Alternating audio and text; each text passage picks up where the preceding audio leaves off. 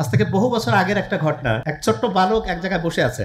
সেই বালকের সামনে ওই সময়ের সবচেয়ে শ্রেষ্ঠ যে জ্যোতিষী, সেই বালকের চেহারার দিকে তাকার পরে বলতেছে, তোমার হাতটা আমি একটু দেখতে চাই। ছোট্ট বালক যখন সেই সবচেয়ে শ্রেষ্ঠ জ্যোতিষীর সামনে হাতটা বাড়াই দিয়েছে, জ্যোতিষী হাত দেখে বাকরুদ্ধ হয়ে গেছে।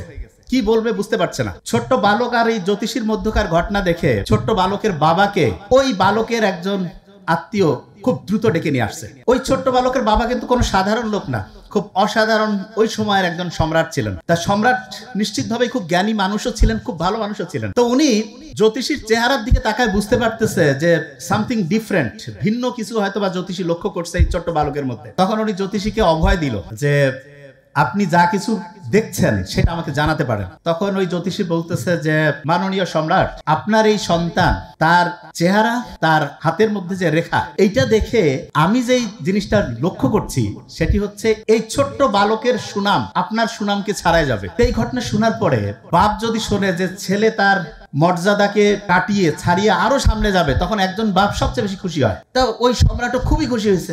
খুশি হওয়ার পরে সেই জ্যোতিষীকে বলছেন যে আপনি কি চান। তা জ্যোতিষী বলছে যে আমি যেটা ভবিষ্যৎ দেখতে পাচ্ছি সেটা যদি সত্যি হয়, এইটাই হবে আমার জীবনের সবচেয়ে বড় চাওয়া। তারপরও সম্রাট তো কিছু দিব না, এটা কেমন হয়? তা বলছে ঠিক আছে, আপনার কোনো যদি সাজেশন থাকে বলেন একটু। তখন ওই জ্যোতিষী সম্রাটকে কয়েকটা সাজেশন দিয়েছে, কয়েকটা বুদ্ধি দিয়েছে। এই বুদ্ধিগুলোর মধ্যে একটা বুদ্ধি ছিল যে এই ছোট্ট বালক কিন্তু সাধারণ কোনো বালক না, একে সবসময় আপনি আপনার আশেপাশে রাখবেন। তা সম্রাট চিন্তা করছে ওই সময়ের সবচেয়ে শ্রেষ্ঠ জ্যোতিষী যেহেতু এই পরামর্শ দিয়েছে, তাহলে আমার ছোট্ট শিশুকে আমার সাথেই রাখতে হবে। ছোট্ট শিশুর বয়স 8 থেকে 10, সবসময় সম্রাটের পাশেই থাকে। একবার হলো কি, ওই সময়ের সবচেয়ে শ্রেষ্ঠ ধনাঢ্য ব্যবসায়ী ওই সময়ের চেয়ে, উনি হচ্ছে ওই সম্রাটকে হচ্ছে ভিজিট করতে আসছে। তা যেটা হয়, একজন সম্রাটের সাথে কেউ যখন দেখা করতে যায় তখন নিশ্চিতভাবে কোনো উপহার নিয়ে যায়। তো ওই সময়ের সবচেয়ে শ্রেষ্ঠ যিনি হচ্ছেন ব্যবসায়ী, উনি ওই সময়ের সবচেয়ে শক্তিশালী, সবচেয়ে আকর্ষণীয় একটা ঘোড়া নিয়ে আসছে। ঘোড়াটা এত শক্তিশালী এবং এত আকর্ষণীয়, রাজ্যের যারা সম্রাটের খুব কাছের মানুষজন ওই ঘোড়া দেখে একটু লোভ হয়েছে। সম্রাটকে বলতেছে যে আমাদের একটা আর্জি আছে, যদি একটু শুনেন। বলছে বলো। বলতেছে যে আমাদের মনটা চাচ্ছে আমরা একটু ওই ঘোড়াটার মধ্যে একটু চড়তে চাই। তা সম্রাট খুব ভালো মানুষ ছিলেন, খুব উদার ছিলেন। বলছে ঠিক আছে চলো। তা কে আগে চড়বে কে পরে চলবে? পরে বললো যে ঠিক আছে, অ্যাকর্ডিং টু এজ, বয়স অনুসারে যার বয়স বেশি সে আগে চড়বে। তা সিনিয়র যে উনি চড়তে গেছে, ঘোড়া যখনই উঠতে গেছে ঘোড়া এমন একটা ধাক্কা মারছে একদম পড়ে গেছে। তখন সবাই চিন্তা করলো বয়স্ক মানুষ, এই জন্য বোধহয় ঘোড়ায় চড়তে পারছে না, তার চাইতে যে জুনিয়র সে যাচ্ছে। ও বাবা, এ ঘোড়ায় যখনই চড়তে মুভমেন্টে গেছে, চড়ার মুভমেন্ট, ওই সময় হচ্ছে ঘোড়া দ্বিগুণ বেগে হচ্ছে তাকে ধাক্কা মারছে। সবাই তো মহা চিন্তায় পড়ে গেল, এত আকর্ষণীয় ঘোড়া, আমাদের জীবনে চড়ার যে ইচ্ছা এটা কি পূরণ হবে না? এইরকম করে 8-10 জন চেষ্টা করছে, প্রত্যেকেই ঘোড়ায় চড়ার অ্যাটেম্প নিছে, ঘোড়া ধাক্কা মেরে ফেলে দিছে। ওই যে সবচাইতে ধনী মানুষ যে ওই ঘোড়া নিয়ে আসছে, উনিও একটু বিব্রত যে কি হইলো হঠাৎ করে ঘোড়ার, যে ঘোড়ায় কেউ চড়তেই পারছে না। তখন ওই ছোট্ট বালক তার বাবাকে বলছে, বাবা আমি এই ঘোড়ায় চড়বো। সবাই বলছে না না মহামান্য সম্রাট, আপনার এই আমাদের এইটা ভবিষ্যৎ, একে এই ঘোড়ায় চড়তে দেওয়া যাবে না, ফেলাই ফেলবে। তো বলছে খুব করে ধরে যে না বাবা আমাকে একটু চড়ার সুযোগ দিতে হবে, আমি চড়বো। তো এই কথা শোনার পরে সবাই বলতেছে না না ওকে চড়তে দেওয়া যাবে না। ওর বাবা বলছে না বাবা, তুমি দেখতেছো না তোমার বড় বড় যারা আঙ্কেল শ্রেণীর মানুষ তারাই চড়তে পারলো না, তুমি কিভাবে চড়বা? তো বলছে খুব কনফিডেন্টের সাথে যে বাবা আমি চড়তে পারবো। তখন সবাই সিকিউট, মানে আলাদা হচ্ছে, যদি ধাক্কা মেরে দেয় সবাই জাল ধরে বসে আছে যে ওই ছোট্ট বালককে হচ্ছে চড়তে গেলেই তো ধাক্কা মারবে, সে ওইখানে যাতে পড়ে। কিন্তু হতবাক করার ব্যাপার হচ্ছে ওই ছোট্ট শিশু 8-10 বছর বয়স, যার ভবিষ্যৎ খুব উজ্জ্বল, সে ঘোড়ার কাছে গেল, একটা ছোট্ট কাজ করলো, বাস জাম্প করে ঘোড়ায় উঠে পড়লো। খালি উঠে পড়লো তাই না, ঘোড়ায় রানিং শুরু করে দিছে। 10-12-15 মিনিট চতুর্দিকে চক্কর লাগায় এসে আবার যেখান থেকে সে উঠছিল সেখানে থামলো। সেনাপতি, তারপরে যারা বড় বড় বীর, তারা হতবাক হয়ে গেছে, কিরে এই ছোট্ট বালক 8-10 বছরের, আমরা কেউ ঘোড়ায় চড়তে পারলাম না, এ চড়তে পারলো, কারণটা কি? তখন ওর বাবা বলতেছে, বাবা তুমি ঘোড়ায় চড়তে পারলা, তোমার আঙ্কেলরা বড় বড় যারা সেনাপতি বীর এরা চড়তে পারলো না, কারণটা কি? তা বলছে, বাবা আমি ঘোড়াটার দিকে লক্ষ্য করছিলাম যে হ্যাঁ ঘোড়াটা খুব বিরক্ত ছিল। কি কারণে? বলছে যে ঘোড়াটা যে জায়গায় ছিল সূর্যের আলো এমন অ্যাঙ্গেলে পড়তেছিল যে ওই ঘোড়াটা তার ছায়াটা দেখে খুব অস্বস্তির মধ্যে ছিল। ঘোড়াটা তো খুব আকর্ষণীয়, ওর ছায়া দেখে সে তাকে একটা কম্পিটিটর মনে করছে, যে তার সামনে হয়তো বা আরেকটা কেউ তার সাথে কম্পিটিশনে আছে। এই জন্য যেই ওর ঘোড়ার মধ্যে চড়ার চেষ্টা করতেছে সে ধাক্কা মেরে ফেলাই দিচ্ছে। তা বাবা তুমি কি করলা? বললো, আমি যে ঘোড়াটা যেই অ্যাঙ্গেলে ছিল তার মুখটা একটু সরায় নিলাম, এমন অ্যাঙ্গেলে দিলাম ঘোড়াটা তার ছায়া আর দেখতে পাচ্ছে না। তখন সে চিন্তা করতেছে আমার কম্পিটিটর তো চলে গেছে, মন খুশি, খুব খুশি। তখন আমি আরাম করে চললাম। সবাই তো অবাক হয়ে গেছে, এই ছোট্ট শিশু এই জিনিসটা লক্ষ্য করছে, আমরা কেউ লক্ষ্য করলাম না। তখন সম্রাট খুব খুশি, বলছে, বাবা তুমি আমার কাছে কি চাও বলো।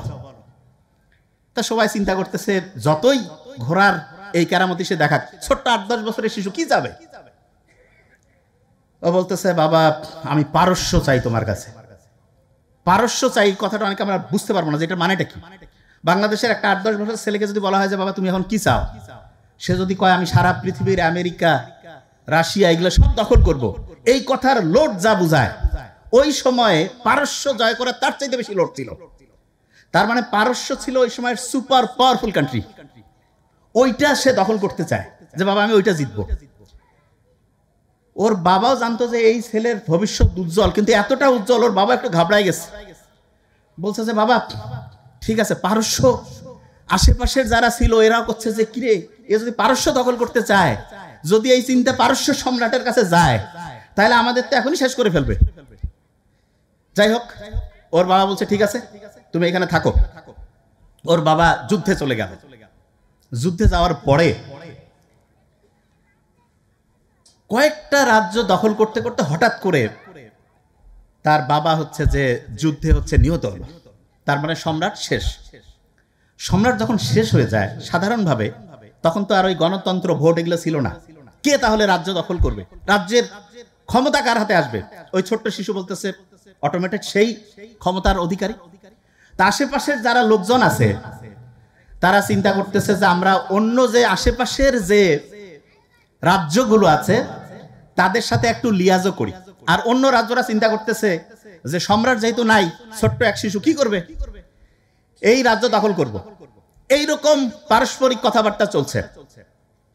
ওই যে জ্যোতিষী হাত দেখছিল, চেহারা দেখছিল, বলছিল না যে সাধারণ কোনো বালক না, এ অসাধারণ কিছু করবে। এবং কয়েকটা সাজেশন যে দিয়েছিল তার মধ্যে একটা সাজেশন ছিল আপনার সাথে সবসময় রাখবেন, নাম্বার 1। নাম্বার 2 সাজেশন ছিল যে খুব ভালো কোনো টিচারের কাছে আপনার সন্তানকে শেখাবেন। তা ওর বাবা বিখ্যাত সম্রাট যখন যুদ্ধে মৃত্যুবরণ করলো এবং ওই যে যেটাকে আমরা বলি যে হচ্ছে যে জ্যোতিষী যে তার হাত দেখছিল, এর মাঝখানে কিন্তু 5-6 বছর সময় অতিক্রান্ত হয়েছে। এবং এই 5-6 বছরের মধ্যে একটা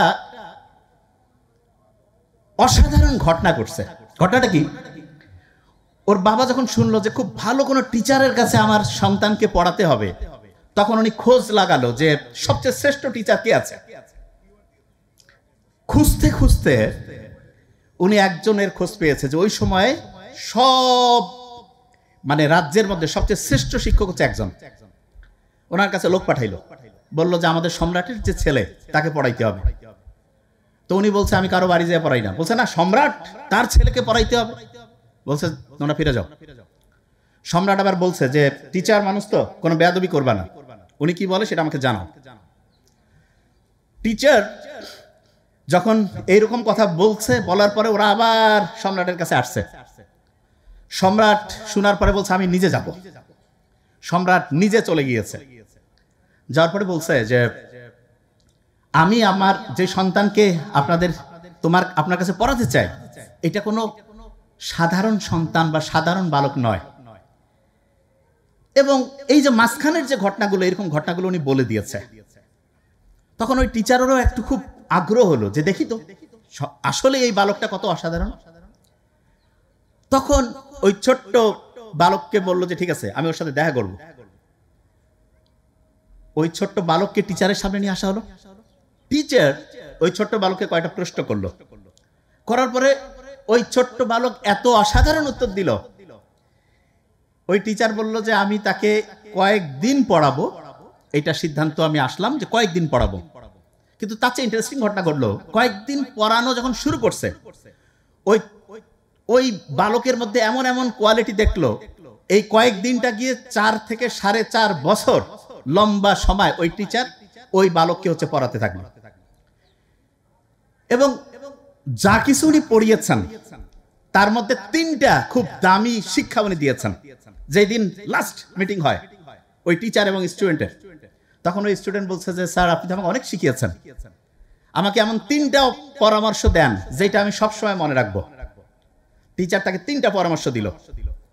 এবং এই 3টা পরামর্শ, যেমন আমরা সূরা ফাতিহায় 7টা লাইন পড়ি না, 7টা আয়াত, ওই টিচার যা কিছু শিখিয়েছে তার সামারি উনি 3টা লাইনের মধ্যে করে দিয়েছে। এই 3টা লাইন অলওয়েজ মাথা রাখবা। ওই ছোট্ট বালক যখন 15-16 বছর বয়স, তার বাবা এক জায়গায় হচ্ছে যে যুদ্ধে গিয়ে হচ্ছে নিহত হলো। তখন তার টিচারের যে প্রথম পরামর্শ, সেই প্রথম পরামর্শ অনুযায়ী যুদ্ধ শুরু হয়ে গেল। এবং প্রথম পরামর্শ অনুযায়ী উনি যে যুদ্ধটা করছে, সেই যুদ্ধে উনি জয়লাভ করলো। এরপরে আরো দ্বিতীয় পরামর্শ, তৃতীয় পরামর্শ, এই জায়গায় আমি আসবো, এটা জায়গায় আসবো, এটাতে আমরা আবার ফিরে আসবো। তার আগে আমি অন্য জায়গায় যেতে চাই। যতটুকু আমি বলছি আমি কিন্তু ধরি, এটা কিন্তু আমার স্পিচের নিয়মে হচ্ছে, আমি যা কিছু বলবো সেটা কিন্তু ধরবো। আমি একটু জাস্ট টেস্ট করি যে কে কিরকম করে মন দিয়ে শুনছে। নাম্বার 1 যেটা আমি বলছি, যে যেই টিচার ওই ছোট্ট বালককে পড়াচ্ছিল কত বছর পড়িয়েছে? ভেরি নাইস, 4.5 বছর, 4 থেকে 4.5 বছর, প্রত্যেকে জানছে। কয়টা উপদেশ দিয়েছিল? 3টা। 15-16 বছর বয়সে তার বাবা যুদ্ধে হত্যা হয়েছে, তার বাবা যুদ্ধে মারা গিয়েছে, এই তো। এই জায়গায় কিন্তু আমি আবার ব্যাক করব। বিখ্যাত অ্যাস্ট্রোলজার, যে জ্যোতিষী, ছোট্ট বালককে বলছিল না যে সারা দুনিয়া জয় করবে, তখন ওই টিচারকে যে সেট করলো, সেই টিচার, ওনার নাম হচ্ছে অ্যারিস্টটল। কি নাম? আর ছোট্ট বালক যে, তার নাম ছিল আলেকজান্ডার দ্য গ্রেট। ওই টিচার তাকে 3টা বুদ্ধি দিছে। তার মধ্যে প্রথম যেটা, সেটা বলছে যে শত্রুকে কখনো ছোট করে দেখবা না, শত্রুকে কখনো খুব বড় করে ভয় পাবা না। এটা ফার্স্ট লেসন ছিল। ওর বাবা যখন মারা যায়, আলেকজান্ডার দ্য গ্রেট সব আশেপাশের জনকে ডাকছে, ডেকে বলছে যে কি করা যায়। বলছে যে আমরা আত্মসমর্পণ করব। ওরা বলছে এগুলো সব ডিলিট করো, আশেপাশে রাজ্য যা আছে সব অ্যাটাক করো, সব অ্যাটাক করতে হবে, এবং যারা এটার বিরোধিতা করবে ডিলিট, সব সেন্স অ্যাটাক করবে। যখন পারস্যের যে সম্রাট, তার নাম হচ্ছে দারিউস, ও বলছে ছোট্ট বালক আর বাবে ভাই নিয়ে কি করবে, ও কিচ্ছু না।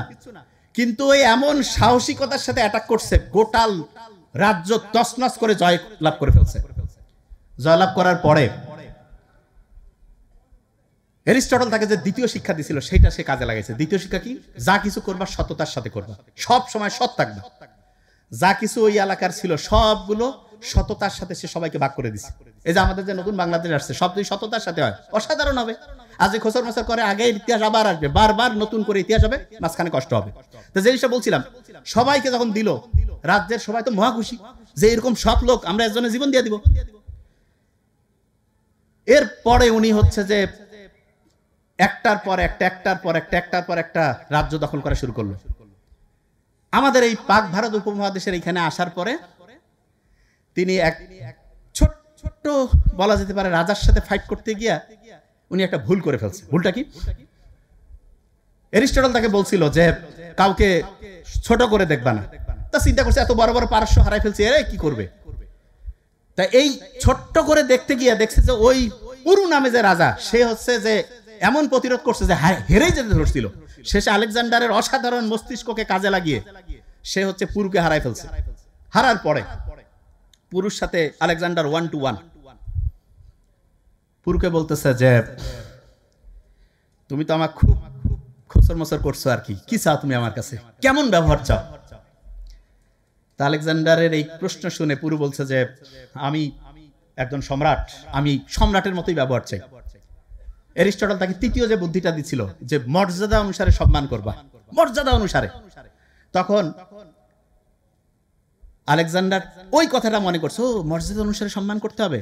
সাথে সাথে কি করছে, তাকে বলছে শুধু তোমার রাজ্য না, আশেপাশের কয়েকটা রাজ্যের তুমি কমান্ডার ইন চিফ, তুমি হচ্ছে এগুলো হচ্ছে দেখাশোনা করবা। তা এরিস্টটলের মতো অসাধারণ শিক্ষক আলেকজান্ডারের মতো অসাধারণ দিগ্বিজয়ী বীরের জন্ম দেয়। এবং আল্লাহ আমাদের সব দিয়েছে, কিন্তু দুর্ভাগ্যজনক ব্যাপার হচ্ছে আমরা আমাদের ব্রেনকে বুঝতে পারি না, ব্রেনকে পচায় ফেলছি, নষ্ট করে ফেলছি।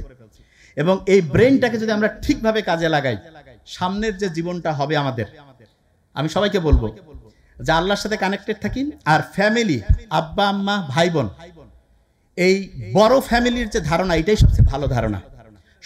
সবাইকে হচ্ছে পারস্পরিক সহযোগিতা, সবার সাথে ভালো আচরণ, এইটা যদি আমরা করি এবং ইসলামের যে মূল্যবোধ আছে এইটা যদি মানি, বিলিভ মি, অসাধারণ কিছু করার ক্ষমতা আল্লাহ প্রত্যেকের মধ্যে দিয়েছে। Thank you so much. আসসালামু আলাইকুম।